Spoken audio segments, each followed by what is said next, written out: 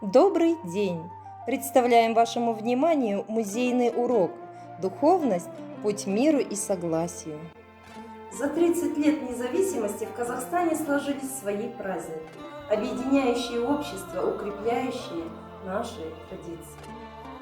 Первый президент Казахстана Нурсултан Назарбаев в 2016 году 1 марта объявил Днем благодарности. Пусть день благодарности станет мир добрей, пускай все люди благодарны станут, пусть соберется полный дом друзей, и все друг другу улыбаться будут. Первый день весны мы встречаем со словом «спасибо». В этот день отмечают молодой, но очень с глубоким смыслом праздник. Дарите добрые слова всем незнакомым и любимым. Дарите добрые слова, чтобы делать этот мир красивым. День благодарности. Это день оказания почета каждого гражданина страны друг другу, который по пути строения независимого Казахстана под руководством лидера нации за столь короткое время преодолели непростое время. Не секрет, что современная многонациональная семья Казахстана – это результат нескольких миграционных волн, вызванных политикой советской власти. Александр Солженицын в книге «Архипелаг. КУЛАГ» писал: «Куда же ссылали нации?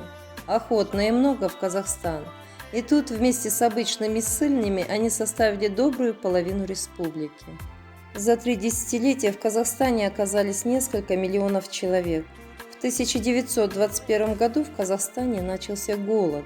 Виной тому была засуха, погубившая урожай, и насильственная конфискация скота новым правительством. За 2 года погибло около 1 миллиона человек. Через десятилетие голод вернется. Новый голодомор вызовет коллективизация, политика по уничтожению кулачества как класса и очередная волна конфискации скота. В начале 30-х погибли около 2 миллионов человек.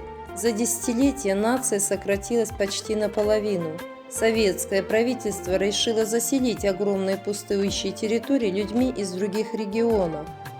Таким образом, в 30-е годы Казахстан был превращен в своеобразную резервацию для выселенных народов.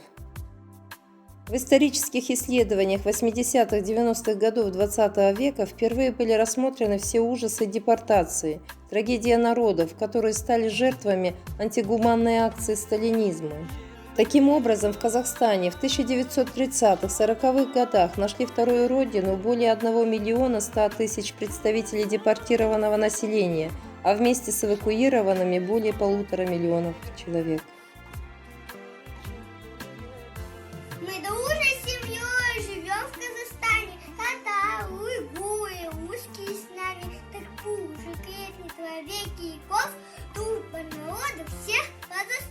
Сейчас в республике проживают помимо ее коренных жителей казахов, русские, украинцы, белорусы, поляки, немцы, чеченцы, корейцы и представители почти 100 других национальностей, для которых Казахстан стал родиной.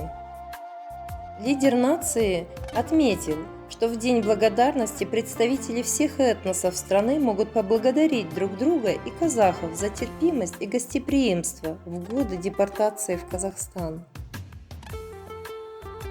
Мы благодарны за солнце и свет. Спасибо, что есть у нас много побед. За радость, уверенность в завтрашнем дне. За счастье мы скажем спасибо тебе. Давайте все вместе скажем, друзья, спасибо, что есть у тебя, у меня. За чистое небо, леса и поля.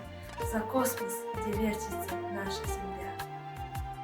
Все этносы объединяет любовь к стране. Казахстан стал очагом, где все имеют равные возможности и живут в мире и согласии.